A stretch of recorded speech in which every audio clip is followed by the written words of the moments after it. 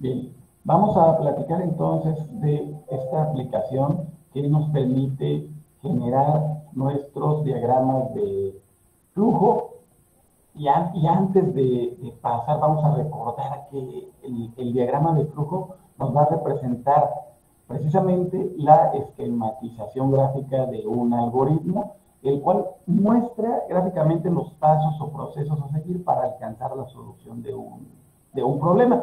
Su correcta construcción es importante porque a partir del mismo se escribe un programa en algún lenguaje de programación. Si el diagrama de flujo está completo, está correcto, el paso del mismo a un lenguaje de programación pues va a ser relativamente simple y directo. Es importante resaltar que el diagrama de flujo va a mostrar el sistema como una red de procesos que van a estar conectados entre sí por estos elementos que permiten describir el movimiento de los datos a través del sistema. Entonces, les estaba comentando que dentro de la simbología utilizada en los diagramas de flujo, tenemos precisamente cuando abrimos nosotros nuestro programita de FD, vamos a tener mediante círculos, inicio y fin. Aunque normalmente se utilizan una especie bueno, para representar el inicio y el fin, puede representar también los círculos también se utilizan para los conectores, para enlazar dos partes de un diagrama, pero en este caso el DFD utiliza estos elementos precisamente para representar el inicio y el fin. Y estos, desde que abren un programa nuevo, ya nos los marca el inicio y el fin.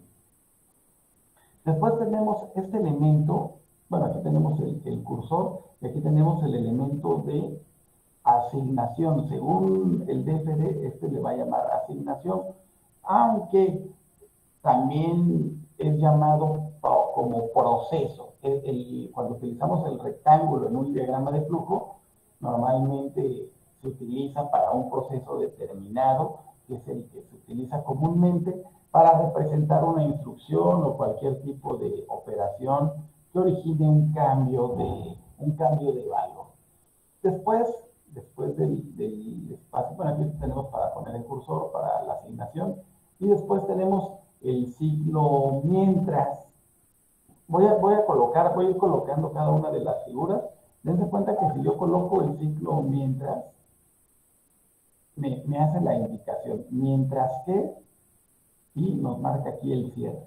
Bueno, esta es la forma en la que representa el ciclo mientras. Si yo elimino voy a eliminarlo lo selecciono y lo voy a eliminar con la tecla suprimir. Dense cuenta que también nos va a eliminar donde termina el ciclo mientras. ¿Vale? Aquí tengo otro similar, pero este es el ciclo para. También yo al colocarlo aquí, por ejemplo, si yo lo pongo por acá no me deja, ¿no? Porque aquí no hay ningún lugar donde pueda colocarlo. Entonces tendría que estar aquí o tendría que estar por aquí, para que nos lo permita.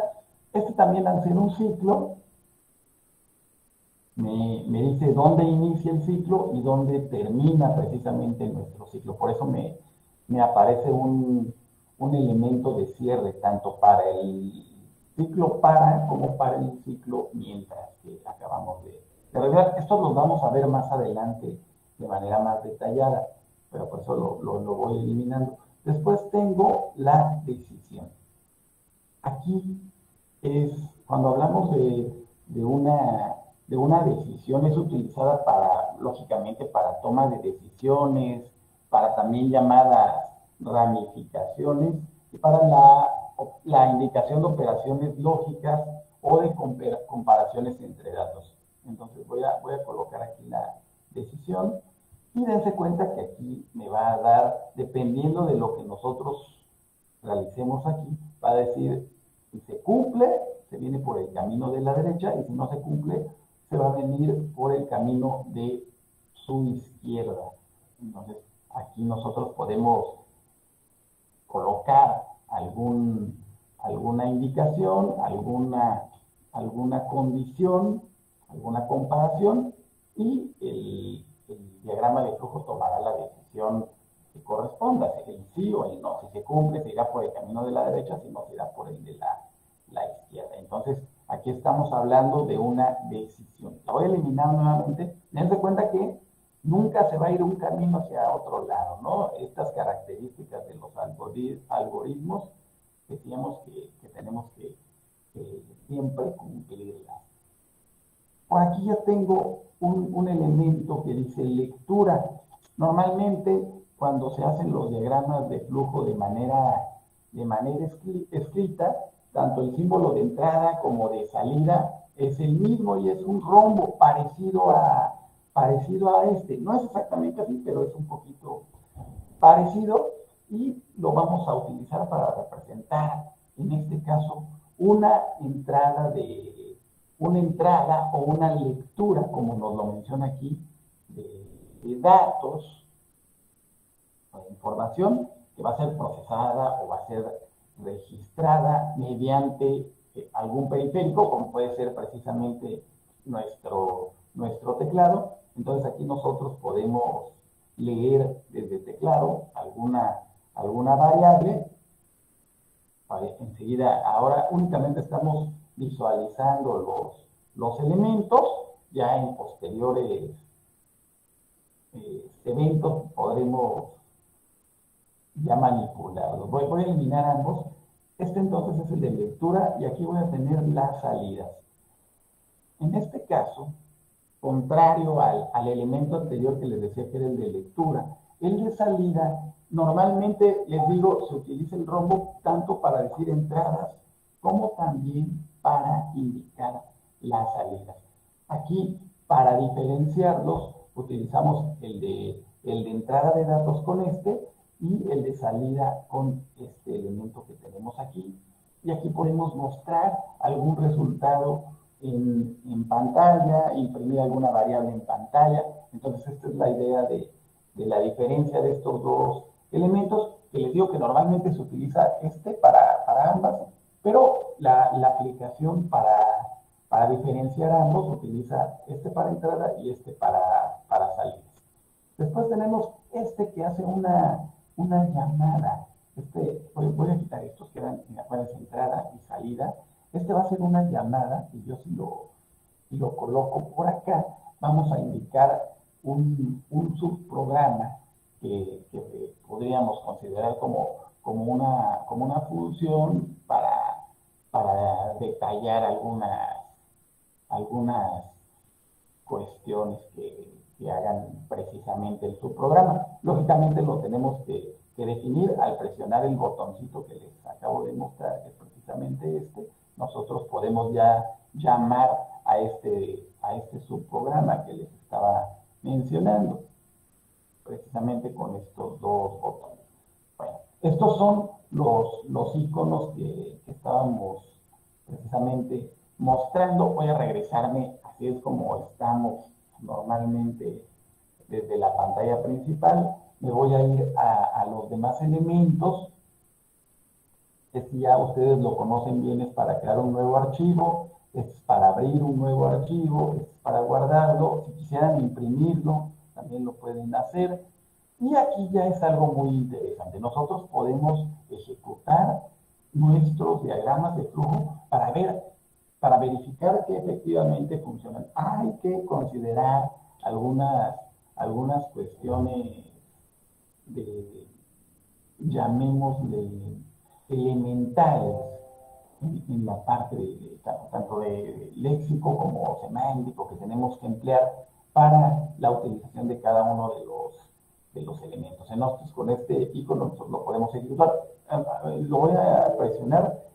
Como yo había creado un subprograma y al cual no le colocamos nada, pues me marcó un error. Por eso me indicó ahí el error. Pues yo elimino ese subprograma y ya lo ejecuto sin nada más. Me dice que la ejecución ha terminado con normalidad, porque realmente no tenemos nada en nuestro programa, nada más inicia y termina. Entonces yo si lo ejecuto, pues me dice, pues no pasa nada, ¿verdad? Después tenemos este icono que es para hacer el paso simple y para depurar nuestro programa. Por aquí también podemos especificar hasta dónde queremos que se ejecute. Aquí no hay dónde más, porque únicamente tenemos dos elementos, pero si yo coloco, a lo mejor voy a mandar un mensaje, ya me dice, ya puedo decirle, seleccionarlo y decirle que se ejecute hasta este elemento, ¿sí? Por eso si no tuviera aquí esto, solo nos permitiría aquí utilizar el botón de ejecutar en el de inicio, pero bueno, realmente no hay nada que ejecutar, pero si ya coloco un elemento ya le puedo decir que lo ejecute hasta aquí, por ejemplo, ¿no? Entonces, una de las características, le decía el depurador, y bueno, estos símbolos de lupa, pues es para alejar como para acercar nuestro diagrama de. Estos son con respecto a los iconos que vamos a estar mostrando por aquí. Nosotros, como les decía, podemos guardar nuestro trabajo, lo podemos en cualquiera de las locaciones. Es importante colocar el nombre adecuado a cada uno y el tipo de archivo lo va a llamar como .dfd y así podemos, por ejemplo, le voy a colocar primer archivo y lo voy a guardar en el escritorio de mi computadora. Y bueno, ya me genera un archivo que se llama primer que acabamos de crear. Y bueno, también podemos abrir todos los archivos de tipo DFD que nosotros empleemos, tanto para edición, son precisamente más o menos los mismos elementos que tenemos para los subprogramas. Los objetos son los mismos que yo les había numerado hace un momento: la asignación, el ciclo mientras, el ciclo para, la decisión, la lectura, la llamada, la salida y la creación del nuevo subprograma. En ver, pues tiene que ver únicamente con el zoom que podemos modificar. La ejecución, que es este botoncito que habíamos mostrado, también la podemos hacer desde aquí con F9. La depuración se refiere también al paso simple, a ejecutar hasta algún programa, que era este botón, o a detenerlo y a evaluarlo, que son los que tenemos por aquí con el depurador. Y algunas opciones también que podemos darle a la numeración, por ejemplo, si quisiéramos trabajar en grados o en radianes, algunas operaciones. Bueno, finalmente los iconos de tanto contenido como de acerca de algunas ayudas que pueden apoyar más adelante en el desarrollo de estas aplicaciones. Esto es únicamente pues un vistazo breve precisamente a esta aplicación de FD que vamos a estar utilizando para probar nuestros elementos. Entonces, voy a detener precisamente nuestra grabación para pasar a algunos comentarios.